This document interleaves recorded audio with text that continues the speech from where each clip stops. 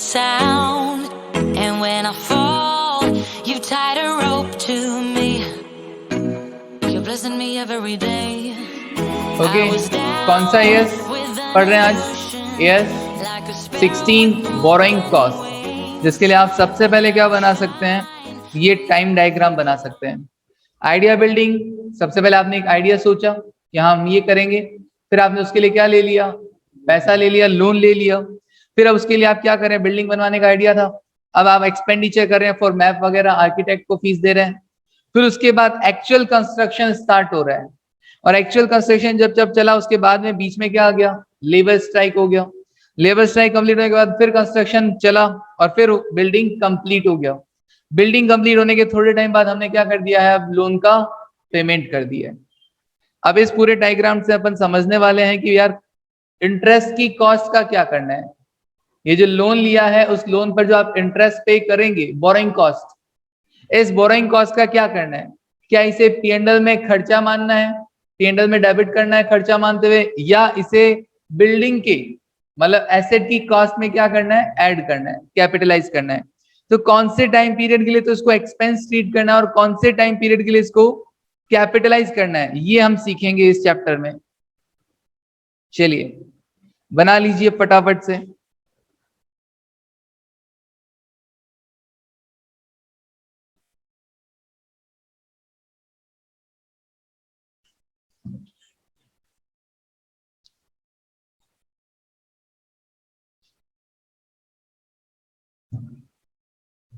Okay done, यश भाई, मनीष, ठीक है, आर्यन हो गया। चलिए देखते हैं फिर।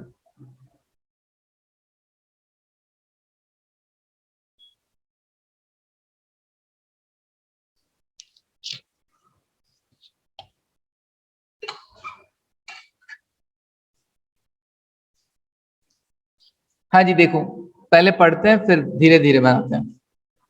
सबसे पहले बात करते हैं एएस 16 बोरिंग कॉस्ट में। आखिर ये बोरिंग कॉस्ट का मतलब क्या है? बोरिंग कॉस्ट का मतलब क्या है?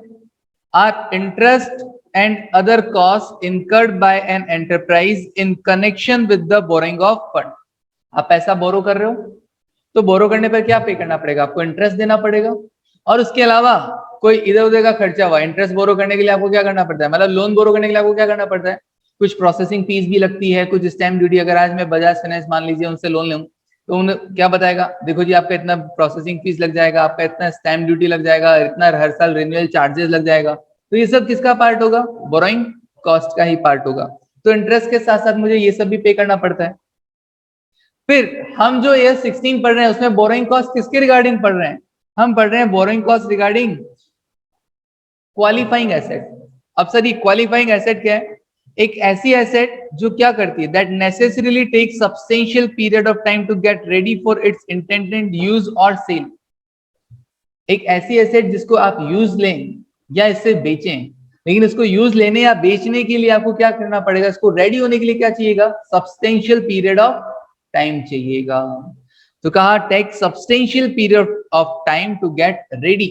रेडी किसके लिए, फॉर इट्स इंटेंडेड यूज और सेल। आपको अगर इसको यूज करना है तो यूज करना, बेचना हो तो बेचना, लेकिन इसको रेडी होने के लिए क्या चाहिएगा, substantial period of time. Important क्या है, इसको तैयार होने के लिए क्या चाहिएगा, सब्सटेंशियल पीरियड ऑफ टाइम। मैंने अपना एग्जांपल किसमें लिया, बिल्डिंग।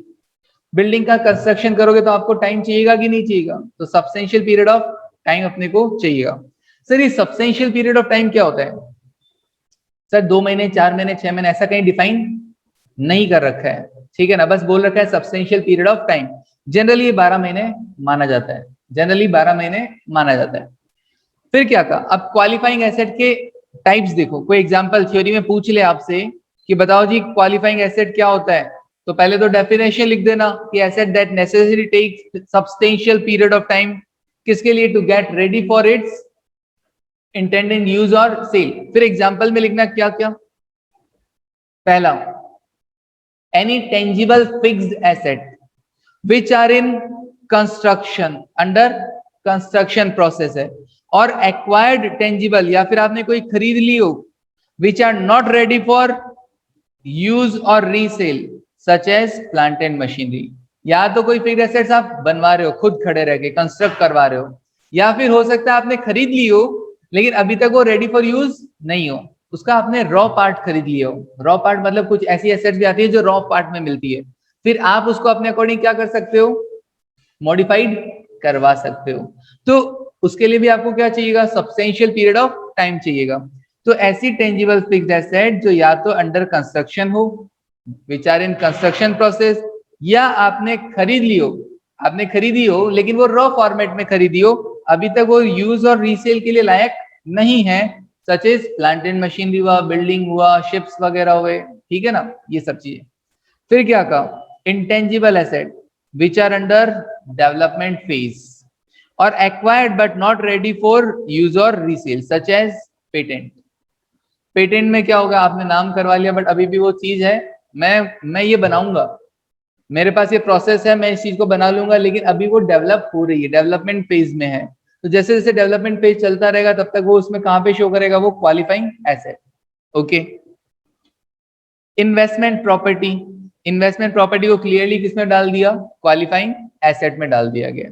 ओके, फिर उसके बाद क्या बोला, इन्वेंट्रीज, इन्वेंट्रीज में क्या, that require a substantial period of time, बोले तो तुम सब जानते हो,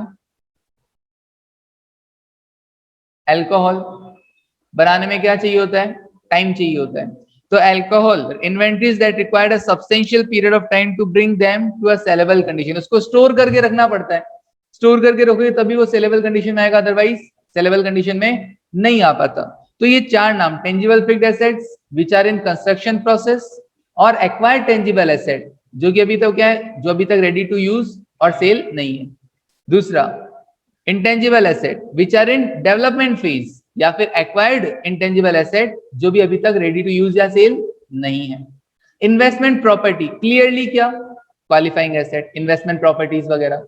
अच्छा, and last one, inventories that required a substantial period of time to get ready for its intended use और सेल, सिंपल, या to bring them in a saleable condition. चार नाम आपको याद रखना, याद हुए क्या, थ्योरी के अंदर आ सकता है क्वालिफाइंग एसेट 4 नंबर में।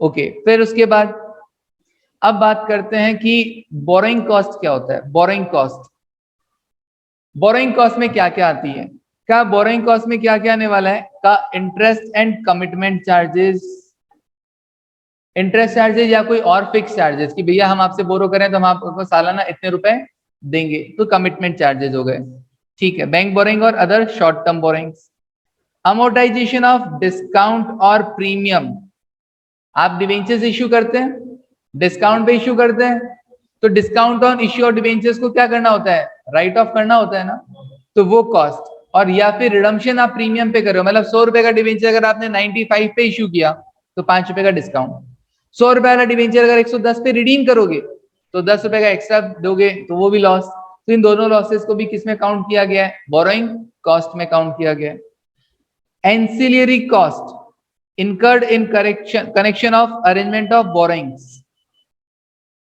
भैया तुम बोरो करोगे ना, उसके लिए क्या होगा, आपको आजू बाजू कॉस्ट और पे करना पड़ेगा। मतलब क्या होगा, सीए से रिपोर्ट वगैरह बनाना पड़ेगा, कॉस्ट अकाउंटेंट से प्रोजेक्ट रिपोर्ट वगैरह बनाना पड़ेगा, तो ये सब आपको काम करने पड़ेंगे, तो इसके लिए भी आपको कॉस्ट तो देना पड़ेगा। कोई सीए के पास जाओगे तो फ्री में तो काम करेगा नहीं वो अपना, इसलिए अपने को, या आप लोग सीए में बनने के बाद भी कोई फ्री में काम तो करोगे नहीं। तो कहने का मतलब वो जो इधर उधर आजू बाजू की कॉस्ट होती है, एंसिलरी कॉस्ट, उसको भी आपको क्या करना पड़ेगा, बोरोइंग कॉस्ट में ही काउंट करना पड़ेगा। मतलब बोरो करने के रिगार्डिंग जो भी कॉस्ट होगा ना, वो बोरोइंग कॉस्ट है।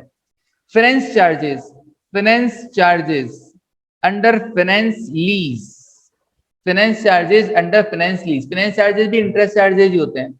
आपने एसेट लीज पे लिया, आपने एसेट लीज पे लिया, अब लीज पे जो एसेट लिया है उसके रिगार्डिंग आप लीज रेंट्स दोगे, दोगे कि नहीं दोगे। उस लीज रेंट की जो इंस्टॉलमेंट होगी उसके अंदर क्या होगा, प्रिंसिपल अमाउंट भी इंक्लूडेड होगा और इंटरेस्ट अमाउंट भी, जस्ट लाइक हायर परचेज में नहीं होता क्या, इंस्टॉलमेंट आप देते हो उसमें प्रिंसिपल अमाउंट भी इंक्लूडेड होता है और इंटरेस्ट भी इंक्लूडेड होता है। तो वो जो इंटरेस्ट वाला पार्ट होता है ना, वैसे ही जैसे हायर परचेज वैसे लीज मान लो, फाइनेंस लीज, लीज पढ़ाऊंगा AS19 तब आपको और समझ में आएगा। AS19 है लीज का, जब पढ़ाऊंगा तो आपको समझ में आएगा क्या होता है फाइनेंस लीज और क्या होता है ऑपरेटिंग लीज। अभी कौन सी लीज की बात हो रही है, फाइनेंस लीज की बात हो रही है।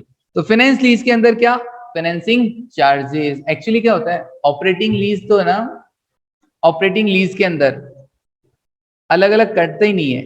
ऑपरेटिंग लीज तो just like rent, operating lease तो जस्ट लाइक रेंट। यहाँ पर तो जैसे आप लीज रेंट देते हो ना, जस्ट लाइक आप रेंट दे रहे हो। कभी रेंट देते हैं तो ऐसा करते हैं क्या कि प्रिंसिपल और इंटरेस्ट अलग अलग? नहीं करते। वैसे ही ऑपरेटिंग लीज में भी लीज रेंट में कभी अलग अलग नहीं किया जाता। फाइनेंस लीज में आपको देखना पड़ता है, फाइनेंस लीज में आपको देखना पड़ता है जस्ट लाइक हायर परचेज कि कितना प्रिंसिपल अमाउंट और कितना इंटरेस्ट, उसका इंटरेस्ट चार्जेस वो बोरोइंग कॉस्ट में काउंट होगा। ओके, और लास्ट क्या बोला? Exchange difference. जानते हो ना एक्सचेंज डिफरेंस? कल ही पढ़ा था। Exchange difference in foreign currency borrowing to the extent it relates to interest element. Exchange difference दो वजह से आ सकता है, प्रिंसिपल अमाउंट और इंटरेस्ट का अमाउंट। याद है कल AS11 पढ़ा था आप लोगों ने? मान लो आपने $1,00,000 का क्या किया, प्रिंसिपल अमाउंट बोरो किया, ठीक है, और अब इस साल के एंड में आप क्या कर रहे हो, $50,000 प्रिंसिपल का पेमेंट कर रहे हो, प्लस ये मान लो $5,000 का इंटरेस्ट का पेमेंट कर रहे हो। तो एक्सचेंज जो डिफरेंस है, एक्सचेंज डिफरेंस मतलब हमने जब बोरो किया था ना तो हमने 70 रुपए पे किया था, $1 इक्वल टू 70। अभी कितना है? $1 इक्वल टू 72। ₹2 एक्स्ट्रा देना पड़ रहा है कि नहीं पड़ रहा? वो जो ₹2 एक्स्ट्रा देना पड़ रहा है इंटरेस्ट के रिगार्डिंग, जो ₹2 एक्स्ट्रा देना पड़ रहा है 10,000 रुपए, वो बोरोइंग कॉस्ट का पार्ट है। प्रिंसिपल के रिगार्डिंग जो एक्स्ट्रा देना पड़ रहा है वो नहीं, जो हाँ इंटरेस्ट के रिगार्डिंग जो एक्स्ट्रा देना पड़ रहा है एक्सचेंज डिफरेंस, वो किसका पार्ट है? बोरोइंग कॉस्ट का पार्ट है। तो मैंने क्या क्या अंडरलाइन किया? एक्सचेंज डिफरेंस को अंडरलाइन किया, to the extent interest element, to the extent interest element, principal element नहीं। बोरोइंग कॉस्ट मतलब इंटरेस्ट, तो सिर्फ इंटरेस्ट के रिगार्डिंग जो एक्सचेंज डिफरेंस होगा वो भी बोरोइंग कॉस्ट का पार्ट होगा। सिंपल, प्रिंसिपल थोड़ी ना होगा। बोरोइंग कॉस्ट मतलब इंटरेस्ट, तो इंटरेस्ट के रिगार्डिंग जो भी एक्सचेंज डिफरेंस होगा वो बोरोइंग कॉस्ट का पार्ट होगा। ओके, तो बोरोइंग कॉस्ट की डेफिनेशन भी अपन ने देख ली, समझे क्या? पहला याद करने की कोशिश करते हैं। पहला इंटरेस्ट एंड कमिटमेंट चार्जेस, दूसरा अमोर्टाइजेशन ऑफ डिस्काउंट और प्रीमियम ऑन बोरोइंग्स, ठीक है ना, बोरोइंग्स रिलेटिंग टू बोरोइंग्स। तीसरा क्या? Ancillary cost. चौथा क्या? फाइनेंस लीज के अंदर जो फाइनेंसिंग चार्जेस होते हैं वो। पांचवा क्या? Exchange difference to the extent it relate to interest element. तो याद रह जाएगा? ओके सर, याद रह जाएगा, ठीक है। अब क्या करें सर? क्वेश्चन ये है कि ये जो बोरोइंग कॉस्ट है रिगार्डिंग किसके? क्वालिफाइंग एसेट, इसको इंटरेस्ट को, इस बोरोइंग कॉस्ट को P&L से चार्ज करें कि एसेट का पार्ट माने? पूरा एएस इसी पे घूमता है, पूरा एएस इसी पे घूमता है। देखो क्या बोल रहे हैं। अब इसके लिए इन्होंने बोला क्या कि भैया अगर इस बोरोइंग कॉस्ट को आप कैपिटलाइज करना चाहते हैं और P&L से चार्ज नहीं करना चाहते हैं तो कंडीशन सुन लो, ये कंडीशंस होगी ना तभी आप इस कॉस्ट को कैपिटलाइज कर सकते हैं। क्या कंडीशन? कहा directly attributable cost for acquisition, construction और production of qualifying asset are eligible for capitalisation. पहला तो होना चाहिए कि भैया सीधा सीधा रिलेशन सेट कर सको, तुम ये कह सको कि तुमने ये लोन लिया है इस क्वालिफाइंग एसेट के लिए। मान लो तुमने 5 लाख का लोन ले लिया, ठीक है ना, लेकिन वो लोन स्पेशली क्वालिफाइंग एसेट के लिए नहीं लिया, स्पेशली क्वालिफाइंग एसेट के लिए नहीं लिया, तुमने 5 लाख का लोन लिया, अब उससे आपने बहुत सारे काम कर लिए, ये वर्किंग कैपिटल का भी अरेंजमेंट कर लिया, कुछ और काम भी कर लिया, क्वालिफाइंग एसेट भी खरीद लिया। तो क्या आप ये कह पाओगे कि इतना लोन आपने इतनी क्वालिफाइंग एसेट के लिए लिया है? अगर डायरेक्टली एट्रीब्यूट कर सकते हो, मान लो आपने क्या किया, सर हमने ना 5 लाख का लोन लिया है, आप कह दो 5 लाख के लोन में से सर 3 लाख का लोन तो हमने लिया है किसके लिए?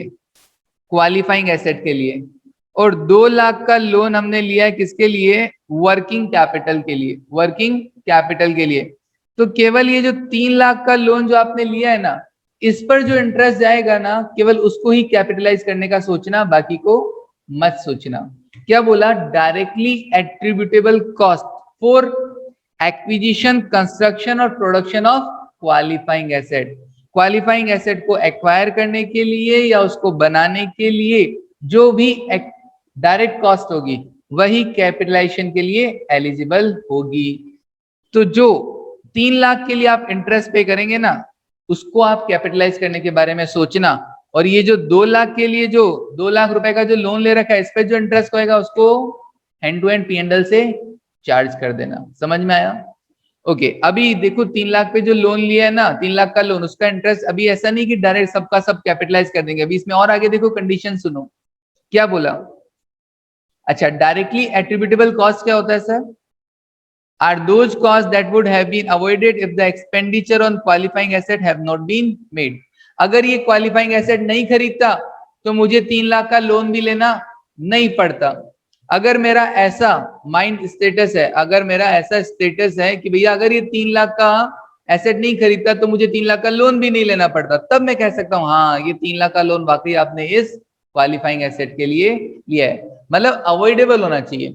एक ऐसा लोन आप जो ले रहे हैं वो क्या होना चाहिए, अगर वो क्वालिफाइंग एसेट नहीं खरीदते हैं या कंस्ट्रक्ट नहीं करते हैं तो वो क्या किया जा सकता था, अवॉइड किया जा सकता था। Okay, would have been avoided.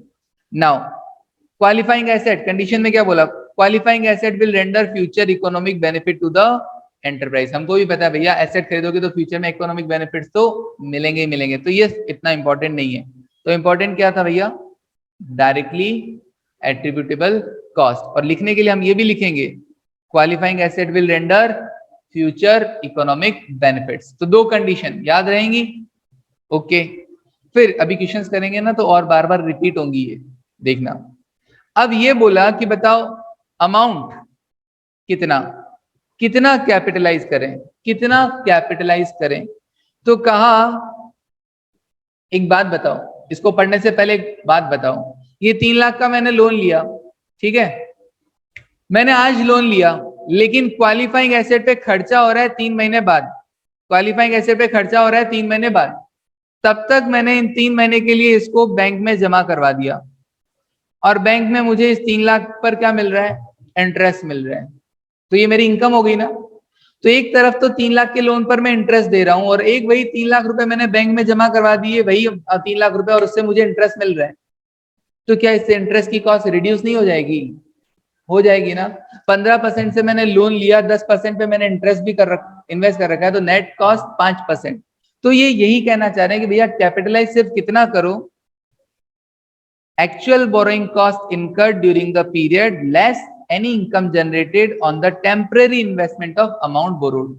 अगर इस 3 लाख रुपए को आपने टेम्परेरीली कहीं इन्वेस्ट कर दिया है तो उससे कोई इनकम आपको अगर मिल रहा है तो उस इनकम को एक्चुअल कॉस्ट में से क्या कर दो, लेस कर दो।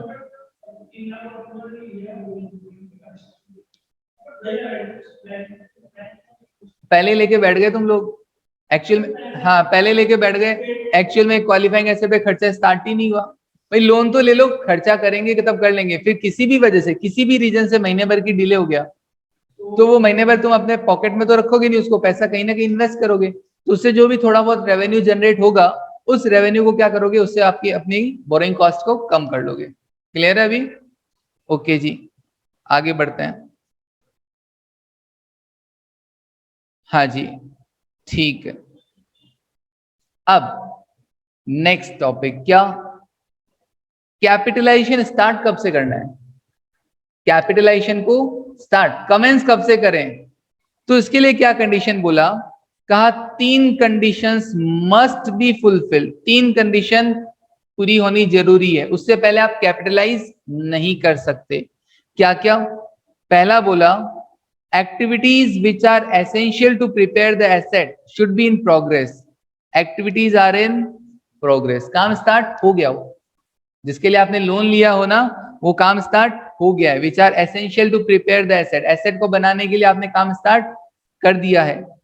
दूसरा क्या, बोरिंग कॉस्ट इज इनकर्ड, मतलब जो लोन लेना था वो आपने लोन ले लिया है। तीसरा क्या, एक्सपेंडिचर फॉर एक्विजिशन कंस्ट्रक्शन और प्रोडक्शन इज बीइंग इनकर्ड, और खर्चा करना स्टार्ट कर दिया है। Expenditure for construction production is started. अब सुनो, मैंने जो आपको टाइम डायग्राम बनाया, सबसे पहले मैंने क्या सोचा, आइडिया बिल्डिंग। अभी मैंने एक्टिविटी स्टार्ट हो गई है, देखा जाता है अभी तो सिर्फ सोचा, एक्टिविटी स्टार्ट हो गई ना, लेकिन कि भैया activities which are essential, activities which are essential should be in progress. किसी भी एसेट को प्रिपेयर करने के लिए सबसे पहले तो सोचना जरूरी होगा। तो एक्टिविटी स्टार्ट हो गई है, पहले कंडीशन, तीनों कंडीशंस एक साथ फुलफिल होनी चाहिए। दूसरा क्या बोला, बोरोइंग कॉस्ट इज इनकर्ड। मैंने कहा हाँ मैंने लोन ले लिया है, बोरोइंग कॉस्ट इज इनकर्ड, यहां से मुझे इंटरेस्ट लगना स्टार्ट हो गया है। ओके, फिर तीसरा क्या बोला, एक्सपेंडिचर फॉर, अच्छा एक्सपेंडिचर फॉर मैप, अभी तक तो ये एक्टिविटीज ही चल रही आर इन प्रोग्रेस, मैप वगैरह के लिए एक्चुअल कंस्ट्रक्शन स्टार्ट नहीं हुआ है। तीसरा क्या बोल रहे हैं, actual expenditure for acquisition, construction और प्रोडक्शन इज बीइंग इनकर्ड। वो कहां से स्टार्ट हुआ, यहां से, एक्चुअल कंस्ट्रक्शन जहां से स्टार्ट हुआ, मतलब expenditure for acquisition construction is being incurred. तो एक्चुअल में आप कैपिटलाइज कहां से करना स्टार्ट करोगे, यहां से करना स्टार्ट करोगे। बीच में आ गई लेबर स्ट्राइक, तो वहां पर आपका कैपिटलाइज करना रोकना पड़ेगा, तो सिर्फ कैपिटलाइज होगा यहां तक, फिर आपको बीच में रुकना पड़ेगा और फिर वापस कैपिटलाइजेशन स्टार्ट हो जाएगा, कहां से कहां तक, जब तक आपका वो एसेट पूरा कंप्लीट नहीं बन जाता, कैपिटलाइज। और उसके अलावा जितने भी इंटरेस्ट का खर्चा होगा वो सब कहां पे चार्ज होगा, P&L में। लोन लेने से लेकर लोन का पेमेंट करने तक बाकी सारा खर्चा कहां चार्ज होगा, P&L से चार्ज होगा। लेबर स्ट्राइक के बीच में जो आपका काम रुक गया था, ठीक है ना, सस्पेंशन बोलते हैं जिसको सस्पेंशन ऑफ वर्क, उसमें उस ड्यूरेशन में जो इंटरेस्ट चार्जेस होंगे उसे आप P&L से चार्ज करेंगे। हाँ, कैपिटलाइज करने का मतलब है आप उसे एसेट की कॉस्ट में ऐड कर देंगे। समझ में आया? तो अब आपको ये चीज भी लिखनी होगी कि क्या, तीन चीजें, कंडीशन, तीन कंडीशन फुलफिल होना जरूरी है। क्या क्या, activity should be in progress, दूसरा बोरोइंग कॉस्ट इज इनकर्ड, तीसरा एक्चुअल एक्सपेंडिचर फॉर कंस्ट्रक्शन और acquisition is being incurred. Expense for map, वो मैप के लिए आर्किटेक्ट से डिटेल किया, सलाह मशवरा किया कैसे बनाएंगे कैसे नहीं बनाएंगे, बट एक्चुअल में कंस्ट्रक्शन स्टार्ट नहीं हुआ है। ठक ठक ठक ठक स्टार्ट हो जाना चाहिए काम, वर्किंग स्टार्ट हो जाना चाहिए। तो जहां से एक्चुअल कंस्ट्रक्शन स्टार्ट हुआ है ना, वहां से आप क्या करेंगे, P&L से चार्ज करेंगे, ठीक है ना। ओके, सॉरी, कैपिटलाइज करेंगे, जहां से एक्चुअल कंस्ट्रक्शन स्टार्ट हुआ है वहां से आप क्या करेंगे, P&L से चार्ज करेंगे। और जहां काम बीच में रुक गया है, जहां काम बीच में रुक गया है वहां वापस क्या करना पड़ेगा, P&L से चार्ज करना पड़ेगा। ये बना लो फटाफट सा, जो बनाया था उसके अंदर लिख लो कहां से P&L चार्ज करेंगे और कहां कैपिटलाइज करेंगे। कहां तो P&L से चार्ज करेंगे और कहां कैपिटलाइज करेंगे।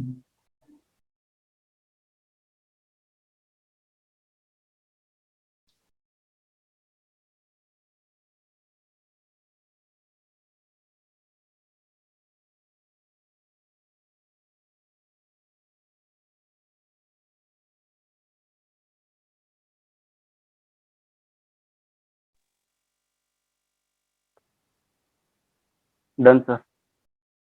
हाँ, कुछ पूछ रहे हो? नहीं? हाँ जी, इस एक टाइम डायग्राम से आपको पूरा समझ में आ जाएगा। एक्टिविटी कंस्ट्रक्शन स्टार्टेड से मैंने पहले क्या लिखे, तीन नाम लिखे ना,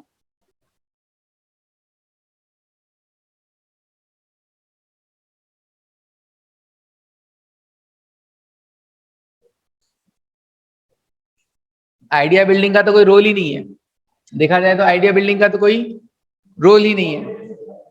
हाँ, यहां से देखो, यहां से अपन नंबरिंग लगा सकते हैं क्या, यहाँ loan taken, borrowing cost incurred, expenses for map वगैरह, मतलब क्या हुआ, activities started, activities are in progress, loan taken, activities are in progress, और तीसरा एक्चुअल कंस्ट्रक्शन स्टार्टेड। तो तीन कंडीशन जब पूरी हो जाएंगी तो कमेंसमेंट हो जाएगा क्या, कैपिटलाइजेशन। और फिर कैपिटलाइजेशन को बीच में क्या करना पड़ेगा, रोकना पड़ेगा, कि लेबर स्ट्राइक वगैरह आ गया, सस्पेंड हो गया काम, वर्किंग ही नहीं हो रहा, तो कैपिटलाइज भी नहीं कर सकते। फिर जैसे ही वर्किंग वापस स्टार्ट हो जाएगा, आप कैपिटलाइज करना फिर से स्टार्ट कर देंगे, और जैसे ही एक्चुअल कंस्ट्रक्शन कंप्लीट हो जाएगा, आप क्या कर दोगे, कैपिटलाइजेशन को स्टॉप कर दोगे। उसके बाद जो भी इंटरेस्ट वगैरह चार्जेस आएंगे वो सब, हाँ, मतलब आपने बिल्डिंग बनवा रहे हो, building is a qualifying asset, क्योंकि वो सब्सटेंशियल पीरियड ऑफ टाइम लेता है रेडी होने के लिए। अब इस बिल्डिंग को बनाने के लिए आप लोन ले रहे हैं, तो लोन पे आप इंटरेस्ट देंगे, तो ये इंटरेस्ट का खर्चा P&L से चार्ज करें या उसे बिल्डिंग की कॉस्ट में ऐड करें, ठीक है ना। तो कब कब तो उसे बिल्डिंग की कॉस्ट में ऐड करना है और कब कब उसे P&L से चार्ज करना है वो देखना है। तो कहा कैपिटलाइज करना कब स्टार्ट करेंगे, जब activities are in progress, borrowing cost is incurred और actual expenditure for construction is started. तीन हो गया तब कैपिटलाइज करना स्टार्ट करोगे। बीच में अगर आपका कोई किसी वजह से बिल्डिंग का काम रुक गया हो तो उसको P&L से चार्ज कर देना, उस टाइम पीरियड के लिए इंटरेस्ट की जो कॉस्ट होगी, अगेन कैपिटलाइज करना स्टार्ट कर देना। कहां तक, जब तक वो एक्चुअल कंस्ट्रक्शन कंप्लीट ना हो जाए। डन, ओके जी, डन, ओके यश भाई। नाउ तो commencement for capitalisation of borrowing cost, याद रहेगी तीन condition, commencement for capitalisation of borrowing cost. उससे पहले हमने क्या पढ़ा था, कंडीशंस फॉर कैपिटलाइजेशन। कैपिटलाइजेशन को आखिर कैपिटलाइज करोगे क्यों, उसकी कंडीशन देखी थी कि भैया डायरेक्टली एट्रीब्यूटेबल होना चाहिए, क्वालिफाइंग एसेट फ्यूचर में इकोनॉमिक बेनिफिट देना चाहिए। फिर अपन ने देखा कि कमेंस कब करेंगे, कैपिटलाइज तो करेंगे, कैपिटलाइज तो करेंगे, लेकिन कमेंस कब करेंगे, स्टार्ट कहां से होगा कैपिटलाइजेशन करना। फिर हमने एक बोरिंग अमाउंट भी देख लिया था कितना आपको कैपिटलाइज करना है वगैरह। Now all other borrowing cost are charge to P&L account. इसके अलावा जितना भी होगा वो सारा का सारा P&L से चार्ज आएगा। अब देखो ये पॉइंट्स पढ़ लेते हैं। Borrowing cost should either be capitalise और charge to the P&L account. मैंने यही कहा था, ये एएस इसी पे घूमेगा, या तो उसे P&L से चार्ज कर दो या कैपिटलाइज कर लो, डिपेंडिंग ऑन द सिचुएशन। फिर क्या कहा, borrowing cost are capitalise as part of cost of qualifying asset when it is probable that they will result in future economic benefit. याद है कंडीशन क्या थी कि क्वालिफाइंग एसेट क्या करेगा, will result in future economic benefit देगा। और क्या, cost can be measured reliably, cost को आप रिलायबली मेजर कर सकते हो, directly attributable. Okay, other borrowing cost are charge to the P&L account, ठीक है। फिर क्या बोला, सी पॉइंट छोड़ो, डी पॉइंट देखो, notional interest cost are not allowed to be capitalise. Notional interest मतलब आपने पैसा बोरो नहीं किया, आप अपने घर का पैसा यूज कर रहे हो। अभी घर का पैसा यूज कर रहे हो तो आपको एक्चुअल में तो इंटरेस्ट कुछ देना ही नहीं पड़ रहा है, डमी इंटरेस्ट तुम कितना भी कैलकुलेट कर लो, नॉशनल इंटरेस्ट, बट उसको कैपिटलाइज करना नहीं है, उसको कैपिटलाइज नहीं करना। Notional interest cost are not allowed to be capitalise. कई बार क्या होता है, हमने खुद ने इंटरेस्ट लगाया तो हम खुद इंटरेस्ट चार्ज कर देते हैं, अकाउंटिंग तो कैसे भी कर सकता है, बट बोला नॉशनल इंटरेस्ट को कभी भी कैपिटलाइज नहीं करना। फिर क्या कहा, क्वालिफाइंग एसेट क्या होती है ये हम ऑलरेडी पढ़ चुके हैं। और सब्सटेंशियल पीरियड ऑफ टाइम क्या होता है, यूजुअली 12 मंथ्स होता है। फिर क्या कहा, important, capitalisation should be suspended, अभी बताया था ना, labour strike, during the extended period in which the active development is interrupted. Actual में जब काम रुक गया हो तो आप क्या करोगे, कैपिटलाइजेशन भी रोक दोगे। तो इसे मैं बोलूंगा सस्पेंशन पीरियड। क्या बोलूंगा, सस्पेंशन पीरियड।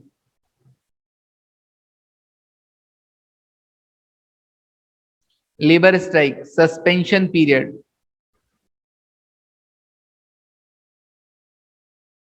जिस टाइम आप कैपिटलाइज करना क्या कर देंगे, सस्पेंड कर देंगे, रोक देंगे, सस्पेंशन पीरियड।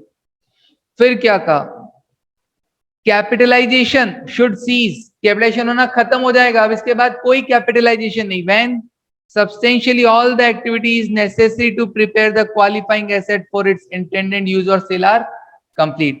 जैसे ही सारा क्या हो जाएगा, खत्म हो जाएगा, सारा कंस्ट्रक्शन कंप्लीट हो जाएगा, अब कैपिटलाइजेशन करना रोक दोगे, बिल्डिंग कंप्लीटेड, तो इसे हम क्या कहेंगे, सेसेशन। क्या बोला जाएगा, सेसेशन। अब खत्म हो गया भैया, अब सीज हो गया, अब बस खत्म, डन। रहने दो इसको, cessation cease, now cease to capitalise, ठीक है रहने दो, लिखो मत। नाउ कैपिटलाइजेशन ऑल्सो सीजेस, ध्यान से सुनना, when part is completed which is capable of being used independently of the whole. आप एक पूरा अपार्टमेंट बनवा रहे हैं, अपार्टमेंट में अलग अलग विंग्स बनती है, A block, B block, C block, हर एक बिल्डिंग को आप अलग अलग बनाते जा रहे हो, सेल आउट करते जा रहे हो। तो जैसे जैसे अलग अलग विंग बनती जाएगी उनके रिगार्डिंग जो बोरोइंग कॉस्ट है अब उसका कैपिटलाइजेशन बंद होता जाएगा, ठीक है, ओके, क्योंकि वो अलग अलग विंग क्या है, अलग अलग सेल करने के लिए रेडी है या नहीं है? ओके जी, बस इतना सा था AS 16, बस छोटा सा ही है, सिर्फ बोरोइंग कॉस्ट और क्वालिफाइंग एसेट इतना ही घूमता है कि P&L पे चार्ज करें कि कैपिटलाइज करें। डन। अब देखते हैं क्वेश्चन। हाँ जी, क्वेश्चंस कर लें या ब्रेक लेके करना है तुमको, या पहले करके डायरेक्ट बाद में एक साथ ही ब्रेक? कर लो सर। अच्छा, स्टार्ट हो जाती है GST की 235 पे, ब्रेक नहीं मिलता तुमको? हाँ, अच्छा अच्छा, चलो ठीक है। इलस्ट्रेशन नंबर 9 देखो, इलस्ट्रेशन नंबर 9,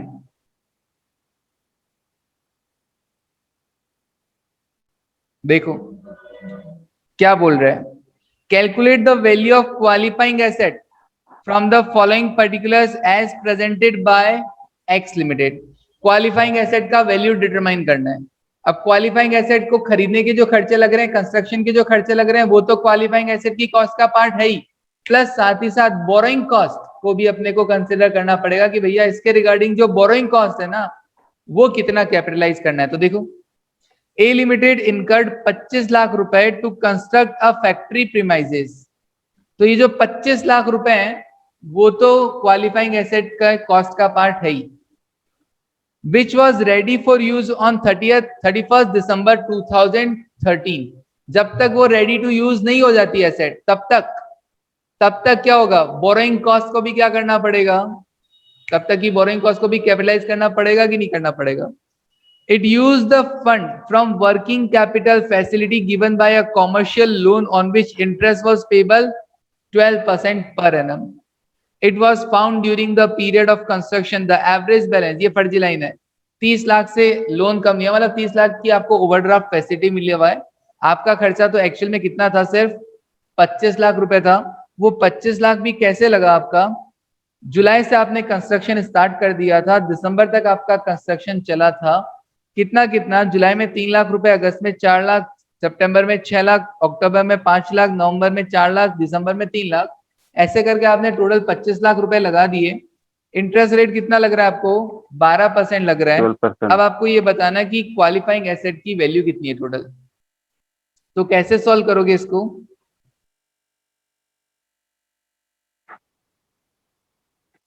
सुनो कैसे सॉल्व करोगे, statement showing the value of qualifying asset. अब क्वालिफाइंग एसेट में यहां तक का मामला तो आप आई थिंक आपको क्लियर होगा, ये मंथ्स और ये एक्सपेंडिचर 25 लाख रुपए जो लग गए इसमें तो कोई दिक्कत नहीं है सर, ये तो क्वेश्चन में ही दे रखा है। अब मुझे क्या कैलकुलेट करना है, मुझे कैलकुलेट करना है इंटरेस्ट का अमाउंट, क्लियर है? तो इंटरेस्ट कितना कितना लगा, ये माना गया है कि खर्चा कब हुआ है, एट द एंड, आपने जो पैसे उठाए हैं ना वो कब उठाए, at the end of the month, ऐसा एजम्पशन है क्या? सर लिखा हुआ नहीं है, नहीं लिखा हुआ नहीं है, आपको मानना ही पड़ेगा। Money withdrawn at the end of the month, हाँ सबको ही कैपिटलाइज करना पड़ेगा। अब जुलाई के एंड महीने में देखो, जुलाई में आपने कितने रुपए निकलवाए, 3 लाख रुपए निकलवाए, ठीक है, तो 3 लाख रुपए आपने निकलवा लिए, तो जुलाई के एंड में मैं ये कह सकता हूं कि अब तक आपका क्वालिफाइंग एसेट पे खर्चा कितना हो चुका है, अब तक आपका क्वालिफाइंग एसेट में खर्चा कितना हो चुका है, 3 लाख रुपए हो चुका है, ठीक है, 3 लाख रुपए आपने विड्रॉ कर लिए अपने। अच्छा, अब अगस्त के महीने में ऑब्वियसली इंटरेस्ट किस पर लगेगा, 3 लाख पे लगेगा, तो 3 लाख का 12% और 1 महीने का बताओ, 3 लाख का 12% और 1 महीने का कितना होगा, 3 लाख इंटू 12% इंटू 1/12, 1% हो गया एक महीने का। 3000। 12% सालाना तो 1% एक महीने का, तो 3 लाख का, हाँ जी 3,000 रुपए का इंटरेस्ट हो गया। फिर जुलाई अगस्त मंथ में आपने और कितना विड्रॉ कर लिया, 4 लाख रुपए और विड्रॉ कर लिए। तो बैंक वालों से आप और कितना लेकर आ गए, 3 लाख तो पहले निकलवा लिए थे, 4 लाख अभी और निकलवा लिए, 7 लाख। और वो जो 3,000 रुपए इंटरेस्ट के बन रहे हैं वो भी तुमने पे थोड़ी ना कर दिए, वो भी तो बैंक वाले तुम्हारे डेबिट करते हुए चलेंगे। तो बैंक वाले ने टोटल तुम्हारे कितना डेबिट कर दिया, 7,03,000। अगली बार इंटरेस्ट किस पर देना पड़ेगा, 7,03,000 का 7,03,000। 1%, एक महीने का 7,030।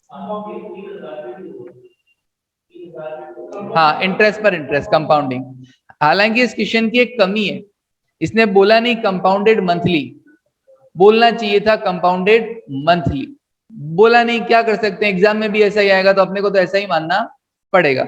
अब सिंपली ये मान लो, हो सकता है इन लोगों ने जैसे अगस्त में इतना विड्रॉ किया, सितंबर इतना विड्रॉ किया, तो इनका डील अपन इसको दिमाग में यूज लेना पड़ेगा। हर महीने विड्रॉ कर रहे हैं ना, इसका मतलब इनका ये मानना है कि हर महीने में आप इतना इतना विड्रॉ कर सकते हो और इसका on an average per month आपसे चार्ज किया जाएगा। ठीक है जी, 7,03,000। फिर आपने और कितना विड्रॉ कर लिया, 6 लाख और विड्रॉ कर लिया। अब टोटल विड्रॉल अमाउंट कितना हो गया है, 7,03,000 तो पहले ही था, 6 लाख विड्रॉ और कर लिया, तो 7 और 6 13, 13 में इस बार का इंटरेस्ट और टोटल कितना विड्रॉ हो चुका, 13,10,030, जिस पर अगले महीने पर क्या लगेगा, इंटरेस्ट 13,10,030 का क्या 1%, 13,100। फिर आपने और कितना विड्रॉ कर लिया, 5 लाख और विड्रॉ कर लिया। तो अब तक टोटल विड्रॉ कितना हुआ, 13,10,000 में 5 तो ऐड ये हो जाएगा और 13,100 का इंटरेस्ट। अब तक टोटल विड्रॉ 18,23, उस पर अगले महीने क्या लग जाएगा, 1% का इंटरेस्ट लग जाएगा। फिर आप 4 लाख और विड्रॉ कर लेंगे तो टोटल विड्रॉल अमाउंट बन जाएगा कितना, 22,41,361, जिस पर 1% इंटरेस्ट लग जाएगा। और 3 लाख और विड्रॉ कर लोगे तो टोटल विड्रॉल अमाउंट हो जाएगा 25,63,735। और यही विड्रॉल अमाउंट, अच्छा अब वैल्यू ऑफ क्वालिफाइंग एसेट कितना आएगा, वैल्यू ऑफ क्वालिफाइंग एसेट, हाँ जी 25 लाख रुपए का तो हमारा एक्चुअल खर्चा, नहीं उसमें तो बाद में लगेगा अभी, दिसंबर के जो 3 वो, हाँ नहीं दिसंबर में, हाँ वो उसके बाद चार्ज होगा, उसके बाद वाला 25 लाख तो वो प्लस 63,775, टोटल 25 लाख तो एक्चुअल खर्चा, और 63,775 का बोरोइंग कॉस्ट। ये बोरोइंग कॉस्ट भी एक्चुअल कॉस्ट में क्या हो जाएगा, ऐड हो जाएगा। ये चीज सीखने लायक है। क्या आप इस क्वेश्चन को लिखकर सॉल्व कर लोगे, यस सर। यहां तक का 2 पार्ट तो बड़े इजीली आप कैलकुलेट लिख दोगे, यहां तक का तो कोई दिक्कत ही नहीं है। तीसरा पार्ट जो है इंटरेस्ट का, और क्यूमुलेटिव बैलेंस बोल सकते हो इसको, cumulative outstanding balance, outstanding balance बोल सकते हो कि कितना बैलेंस अभी भी सामने वाले के पास बाकी है। कंपाउंडिंग हर मंथ कंपाउंडिंग हो। ऑनलाइन वालों कर पाओगे क्या इस क्वेश्चन को, यस फटाफट से एक मैसेज तो कर दो। Yes sir.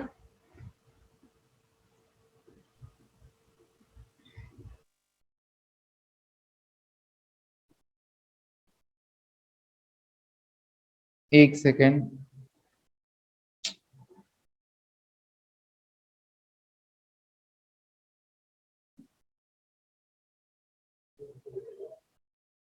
ओके जी डन। केशव, हर्ष, गरिमा, यश भाई, मनीष, ठीक है।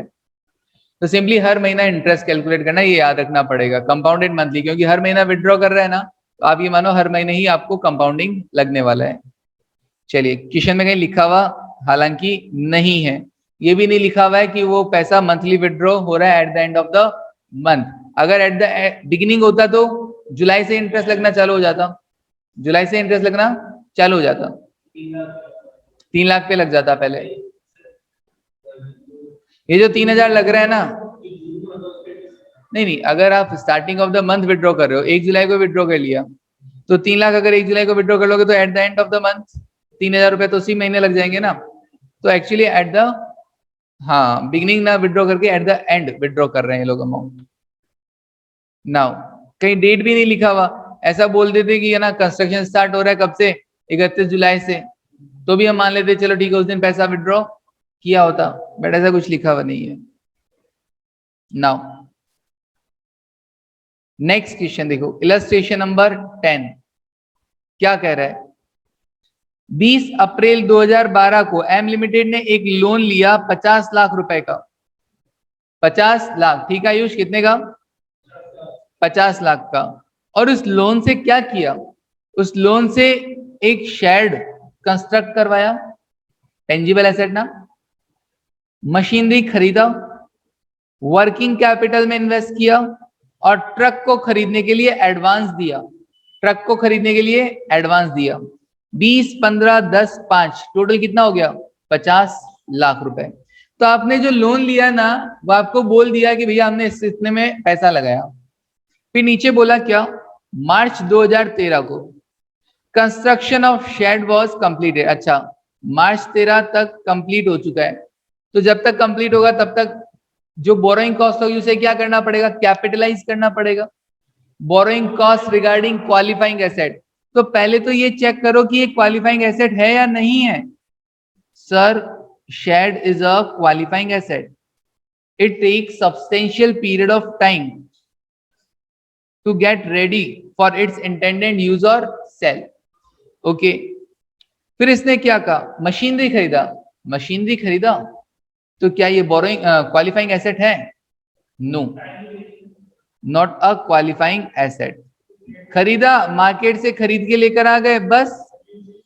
डायरेक्ट रेडी टू यूज है कि नहीं है, या डायरेक्ट रेडी टू सेल है कि नहीं है? है, तो नॉट अ क्वालिफाइड एसेट, तो इसको तो कैपिटलाइज करना ही नहीं है, इसको तो कैपिटलाइज के बारे में सोचना ही नहीं है। ओके, तो 15 लाख के रिगार्डिंग जो इंटरेस्ट होगा उसको कैपिटलाइज नहीं करना। फिर उसके बाद working capital, working capital is also not a qualified asset. Working capital तो मतलब डे टू डे रूटीन में आपको कितना पैसा चाहिए, तो इसको कौन सा सब्सटेंशियल पीरियड ऑफ टाइम चाहिए to get ready for use और सेल? नहीं चाहिए भैया। तो इसके रिगार्डिंग मतलब ये दोनों के रिगार्डिंग तो भैया कोई बोरिंग कॉस्ट को कैपिटलाइज नहीं करना, इसके रिगार्डिंग जो भी इंटरेस्ट होगा उसको हैंड टू हैंड P&L से चार्ज करना। अभी ट्रक का क्या बोला? ट्रक का delivery of truck was not received, truck मिला नहीं, एडवांस दे दिया, ट्रक खरीदा मतलब बना बनाया खरीद रहे हो, तो truck is also not a qualifying asset, truck is also not a qualifying asset.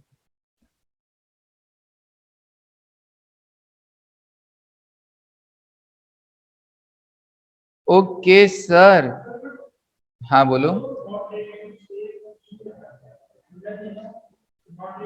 नहीं नहीं, वो ऐसा नहीं होगा कि नॉट रेडी, जब खरीदोगे तब तो वो रेडी टू यूज ही मिलेगा ना, बट एक्चुअली हाँ मिला नहीं है, बट वो जहां पर भी पड़ा है वो रेडी टू यूज है या नहीं है?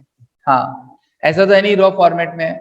अब ऐसा नहीं तुम तो कह दोगे सर मैं ना लिखवाऊंगा, वो ट्रक जब आएगा ना तो मैं लिखवाऊंगा लटक मत पटक दूंगी, ठीक है ना, तो वो रेडी टू यूज नहीं है अभी, वो रेडी टू यूज ही है, भले तुम कितना भी पेंट कराओ।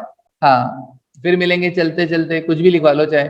हाँ ठीक है ना, और तुम लोगों को बहुत अच्छे अच्छे स्लोगन आते होंगे ट्रक के पीछे दिखा हुआ, नहीं? हाँ, पता नहीं, उड़ती है धूल खिलते हैं फूल, ऐसा करके भी लिखवाते हैं कुछ लोग। हाँ, बहुत बहुत अच्छी अच्छी चीजें लिखवाते हैं, मेरे को बहुत अच्छा लगता है वो कोट पढ़ना। बुरी चलो नजर देखो वाले सर, क्या, वो भी लिखा होता है ना, बुरी नजर वाले तेरा मुंह काला। हाँ बुरी नजर वाले तेरा मुंह काला, ठीक है, ऐसा भी लिखा होता है, बहुत सारी चीजें लिखी होती है। चलो हाँ, नहीं नहीं, कई कई कई एकदम ऐसे यूनिक लगते हैं, वो बहुत अच्छे लगते हैं। हाँ अब देखो, अब सुनो, interest charge by the bank for the year ending कितना? 9 लाख रुपए का इंटरेस्ट चार्ज किया है। लोन कितने का लिया था? 50 लाख का। 50 लाख के लोन के लिए बोरोइंग कॉस्ट कितना है? 9 लाख रुपए। अब आपको ये बताना है कि इस 9 लाख रुपए की जो बोरोइंग कॉस्ट है उसमें से P&L में कितना जाएगा और क्वालिफाइंग एसेट के लिए कैपिटलाइज कितना होगा, ये बताना है। सोचकर सोचो साथ क्या जाएगा। हाँ नलिन, सही बात है, सोचकर सोचो साथ क्या जाएगा, सही बात है, ठीक है। हाँ बताओ, 9 लाख रुपए में से बताना है कि कितना तो कैपिटलाइज करें और कितना P&L से चार्ज करें। तो पहले तो थोड़ा सा ज्ञान बांटना है, ज्ञान बांटना इन द सेंस थ्योरी लिख कर आना है। As per AS 16 borrowing cost क्या होती है वो बता क्या हो, that are directly attributable to the acquisition, construction और production of a qualifying asset should be capitalised as part of cost of that asset. मतलब क्या क्या इंपॉर्टेंट था, डायरेक्टली एट्रीब्यूटेबल कॉस्ट होना चाहिए, किसके रिगार्डिंग होना चाहिए, क्वालिफाइंग एसेट के रिगार्डिंग होना चाहिए, तब तो आप क्या कर दोगे, कैपिटलाइज कर दोगे। फिर क्या बोला, the amount of borrowing cost eligible for capitalisation should be determined in accordance with this standard. हाँ, इतना सीधा से इतना सा नहीं लिख देना, द अमाउंट किसके लिए, for capitalisation determine in accordance with this standard. इस स्टैंडर्ड के अकॉर्डिंग हम क्या कर देंगे, डिटरमाइन कर देंगे। बताने की जरूरत नहीं है कैसे डिटरमाइन करेंगे, हम अमाउंट इस स्टैंडर्ड के अकॉर्डिंग अपने आप डिटरमाइन कर देंगे।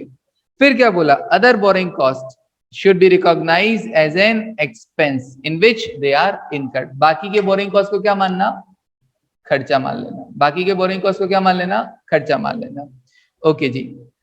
फिर बताना क्वालिफाइंग एसेट क्या होती है, ये दो लाइंस रट के चली जाना, ये दो लाइंस रट के, मतलब एएस में आपको हर पर्टिकुलर एएस में कुछ दो लाइंस होंगी, वो आपको याद करके जानी है और वो वहां पर आपको लिखनी है। वो लिखोगे तभी आपके एक्चुअल में नंबर आएंगे। क्लियर है। क्वालिफाइंग एसेट क्या होता है, एक ऐसी एसेट जो क्या ले रही है, take a substantial period of time to get ready for its intended use और सेल। बस अब सुनो, चार एसेट थी, शेड था, परचेज ऑफ मशीनरी था, वर्किंग कैपिटल था, एडवांस था। क्या क्या था इनके बारे में, शेड वाला तो क्वालिफाइंग एसेट था, बाकी कोई भी क्वालिफाइंग एसेट नहीं था। पहले इस तरीके से लिखोगे। और क्वालिफाइंग एसेट के रिगार्डिंग सॉरी, क्वालिफाइंग एसेट के रिगार्डिंग जो इंटरेस्ट की कॉस्ट होगी वो तो कैपिटलाइज करनी है और बाकी को कैपिटलाइज नहीं करना।